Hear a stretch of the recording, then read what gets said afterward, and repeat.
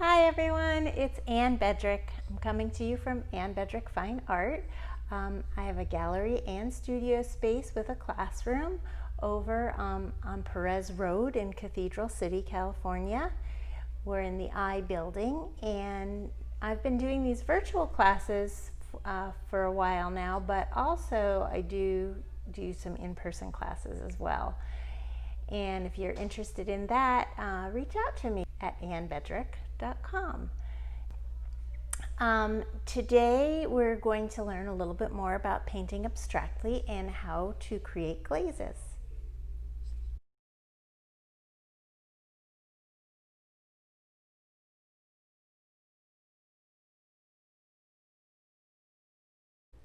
Alright, so to begin, I have a palette. This is one of the Stay Wet ones with a wet sponge underneath the palette paper, so it helps the paint to stay wet for longer. I have a variety of brushes of different sizes, and I have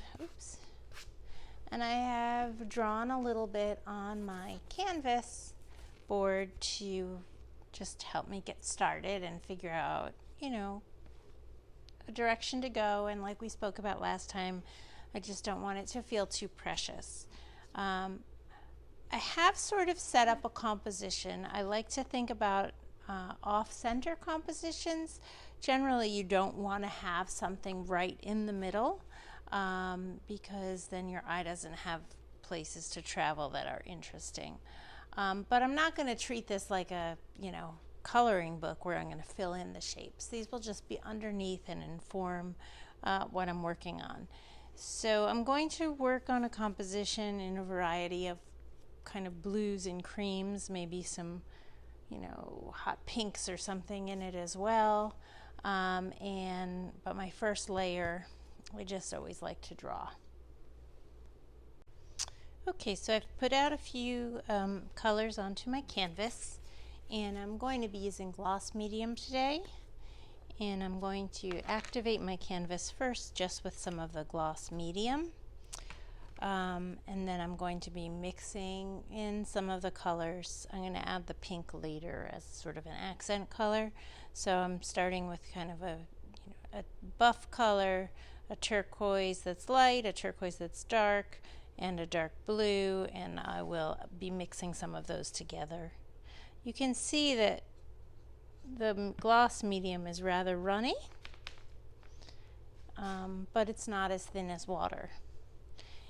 And just like we did last time, I think with water, it will activate the graphite or charcoal, depending what you used, to create these lovely smudges, which I really like. But if you don't, then you don't need to do it. One of the main principles of my teaching is that I like people to find their own voice, and as you're working, if there's something that you say, ooh, I really like that, then you should continue to experiment with it. And if you say, oh, I don't really like those smudges that Anne makes, then you really shouldn't do those. But for me, it just excites the underlayers of the canvas. All right, so I've activated most of those lines, and once that dries, there won't be any chance of all of this smudging. So it also creates like a sealed layer. Now you might notice that the gloss medium looks white, but it actually dries clear, so don't let that fool you. Going to start today, I think, with, oops, I forgot to wet my brush. I like to wet my brush a little bit. I'm going to start today with some of this beautiful turquoise. I believe it's a phthalo turquoise, and I'm going to already mix it with some of the gloss medium. And again, what this is going to do is it suspends the pigment a little bit within the gloss medium so that it can already float a little bit above the layer below. Do you see how you can see the lines from the previous layer? And that's for two reasons. It's partly because of the gloss medium, and it's partly because this is a transparent color. So I'm trying to see where it says it on, I don't see where it says it on this one, but if you look, this phthalo turquoise, the light one, it says opaque. So that means that it won't create as many of the kind of transparent layers that I was enjoying. Let me see where I've got some that say transparent. Well, this one does. This blue I put out is a transparent blue, this dark blue. And so all paints will say that. If I kept looking at this, I would find where it says it.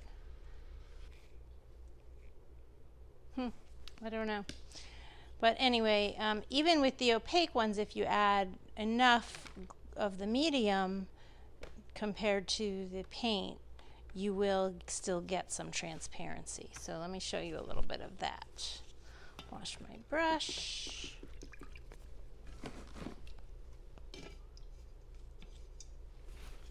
Oops, I didn't mean to do that. Oh well. Okay, and now I'm going to take this opaque turquoise and add some of this gloss medium to it. And if I add enough of it, you can even just see on my palette how it begins to get transparent. But let's try it over here. So it too can get some transparency, but you can see how it has a different quality because it's naturally an opaque color than the other. So go ahead and begin your painting using some of the medium, and maybe try some areas where there's not medium. Leave some areas light, leave some areas dark, and then we'll go back over it with more glazing layers.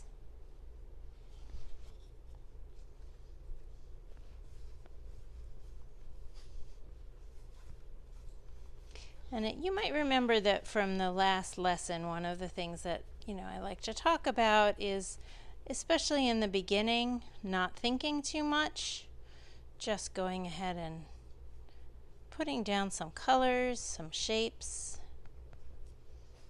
turning your canvas, using different sized brushes. I'm almost out of what gloss medium I put down, so I might have to put out some more before I go much further. And you can see too how it thins it. Here I put it on without any, and there I used some. Many times glazing is used in portraits and in landscapes, but there's no reason that we can't enjoy the beauty of it in an abstract painting as well.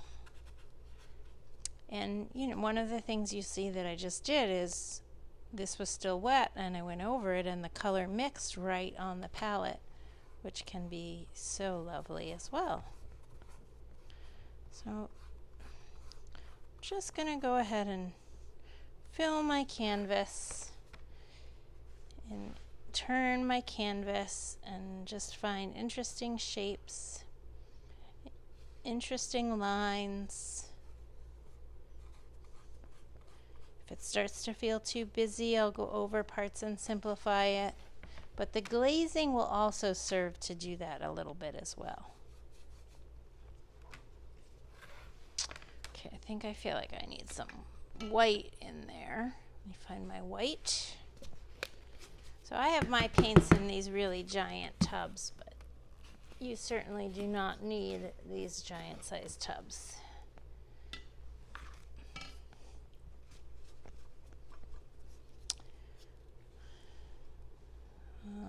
Wish this palette was a little bit bigger. I normally don't use it. I normally use these containers, but I wanted to sort of do the same that you were doing. I'm gonna let some of these colors mix, not completely, so that as I put them down, I can get a variety of colors through my brush strokes.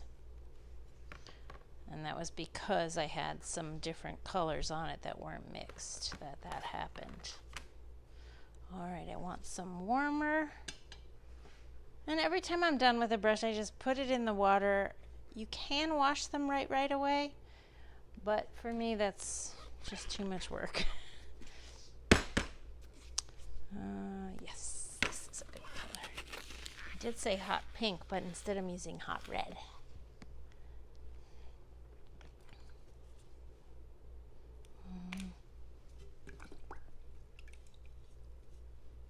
Dry my brush and put some down.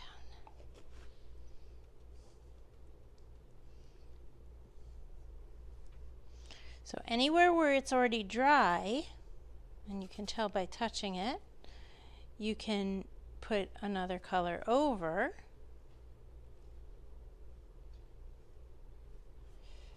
And if you add gloss medium, it will create a transparency. So same color I just made, adding some gloss medium to it. And you see how it thins it again to create more of a transparent area.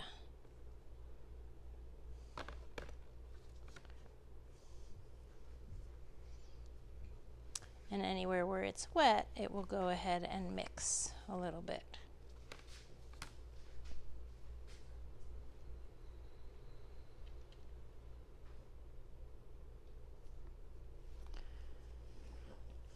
If you vary the size of your brushes, your marks will also vary. And see how many ways you can move your paintbrush to create line. Not every time needs to be the traditional style brush stroke.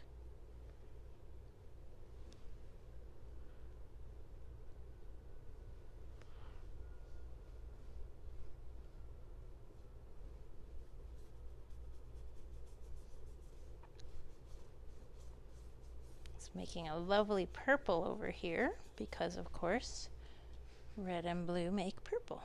And since my blue is still wet, it's picking that up.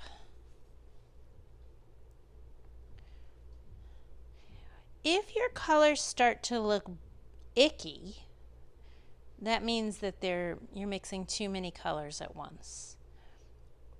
If you want your colors to stay crisp, they need to go over a dry area. If you want them to get a little bit more muddled, then you can do them where it's wet.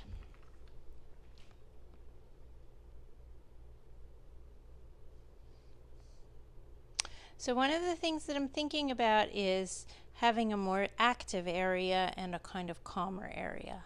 I like how smooth and simple this is. I'm thinking I don't like this line, so I'm going to try to get rid of that. Now, the way to get rid of it the easiest is to look at what color was under it or next to it and just paint over it.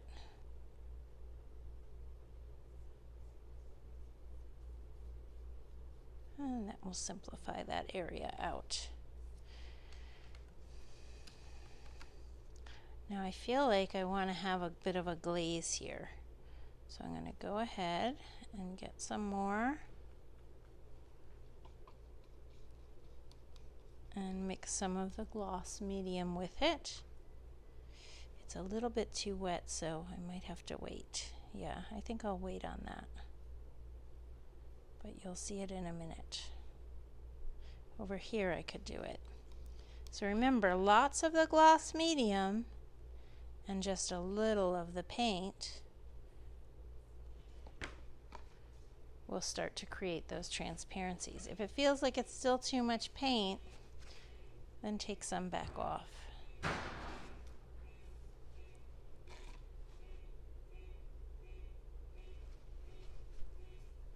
Gonna go ahead and do some scratching with the back end of my brush.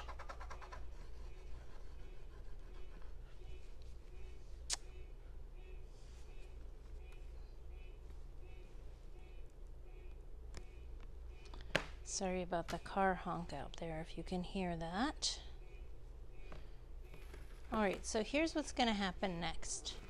I am going to let this dry and come back in a few minutes when it's dry and do a glaze over portions of it so that you really can see how those transparencies and glowing areas can start to begin. So it's a good time to wash your brushes while you're waiting and close anything that's open so it stays, doesn't dry out. So I'm going to go ahead and close up all of these things.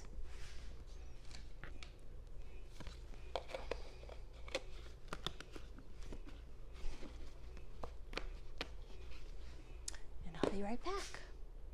While we're waiting for the paint on the other piece to dry, I saw another great example of glazing.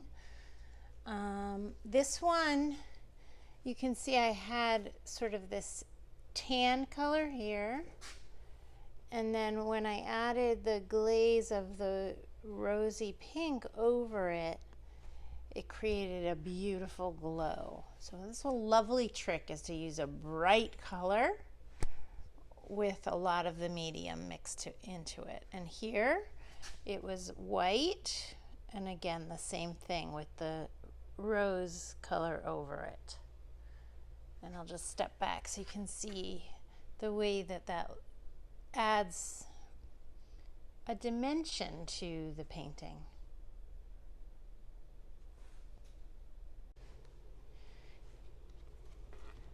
So this is dried now, and it's a nice start for a piece, but do you see how everything feels like little separate areas?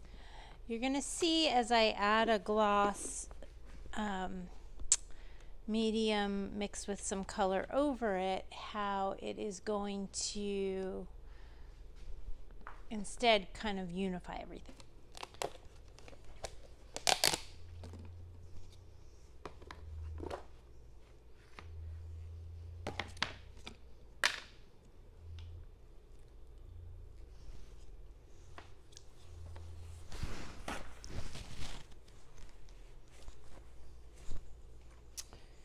Alright, so let's take some dark blue, just a little, and mix it with some of the gloss. And you can even see in there how it's almost suspended within the gloss medium. And when I use it, if it goes on too thickly, I'll switch my brush around or wipe a little bit off, but you're going to see how it's going to change this area. I'll just do a nice stripe of it. Okay, take another paintbrush and thin that a little bit out.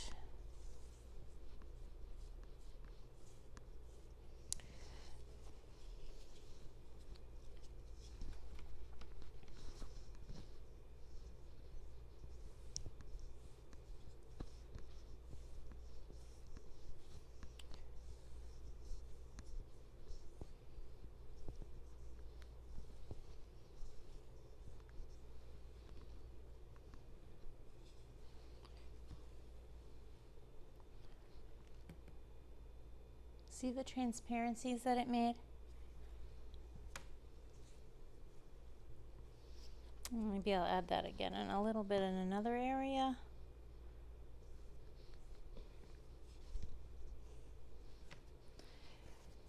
It almost creates like a mystery.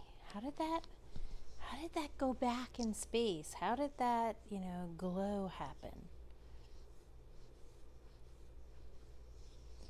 How did that red get behind that blue?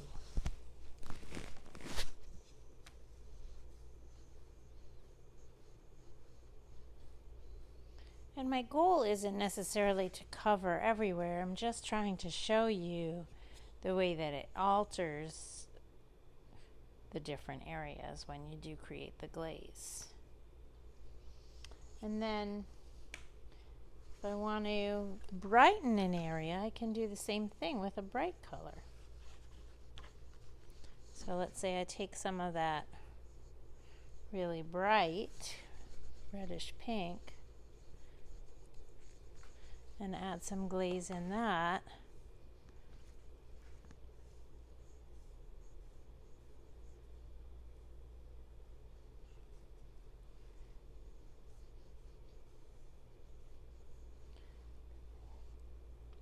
And this is not watered down. This is medium added to it. Because the danger with watering is sometimes the paint will flake off. Now I can let it get some kind of drips if I want, if I can try. I need a little bit of water to create drips because it's not that fluid. And even those will be slightly transparent.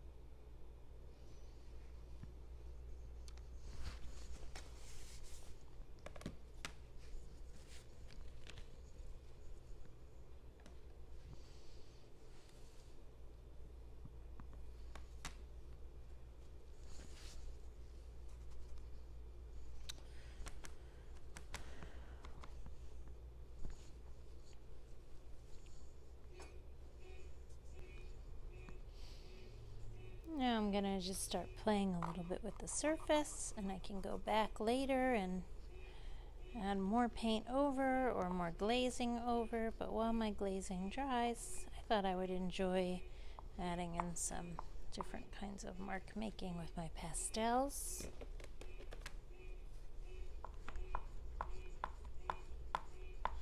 And we talked about this last time. One of the things I really enjoy is when I work with the pastels over the wet paint, the way that it pushes the paint aside.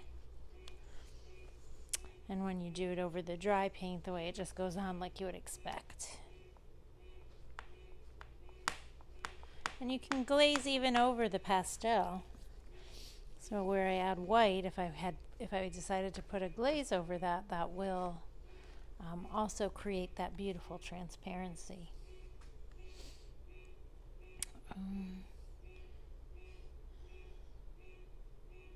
Let's get some pencil going.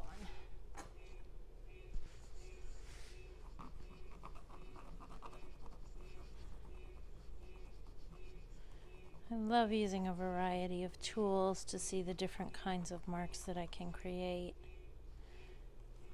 and just to vary the experience for when you're looking at it, so that every time you look at a piece you see sort of a different thing. Okay, I think I'm going to add a little bit more dark blue in that area.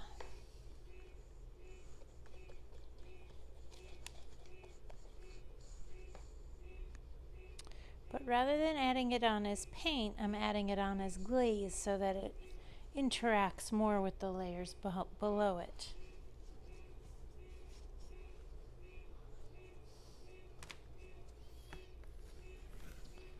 Let's see, let a little drippy happen.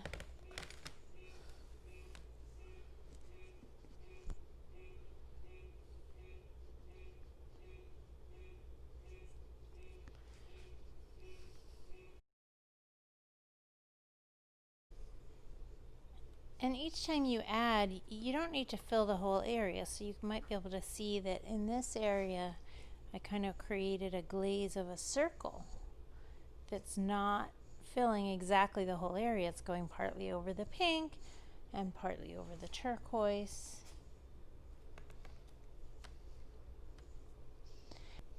So anyway, that's the idea of glazing, and I hope you'll have fun playing with it. After I finished recording, I went back, I added a tiny bit more. This is completely dry, but you can see how there's a sheen on it. That's the gloss medium. If you used the matte medium, you would not get that sheen. So that's how you can decide which one you prefer to use. Anyway, I'm not sure if it's done. I might still work on it a little bit more, but I just wanted to show you that. And I want to remind you it is about the process, not the product, and you should really just enjoy what you're working on while you're working on it, and enjoy the sense of inner peace that it can bring for you. I would love to see what you make, so send me an image of your final piece at my email address, which is anne@annebedrick.com. And also come visit us at Perez Road. Our address is 68895 Perez Road. That's in the I building, and our unit number is 26. We're all the way down at the end across from Frankie's Bakery, so you can pick up a snack for yourself and look at some art and come say hello. We have our first Friday art walk on the first Friday of every month. There's 9 different galleries in our row, and we all are open from 5 to 8 p.m. So you can visit more than just me. And if you want to just visit me, I'm here every Wednesday to Saturday from 11 to 3. Take care. I hope I hear from you and you send me a picture of what you made. And I'll see you again next month for another lesson in abstract painting. Bye.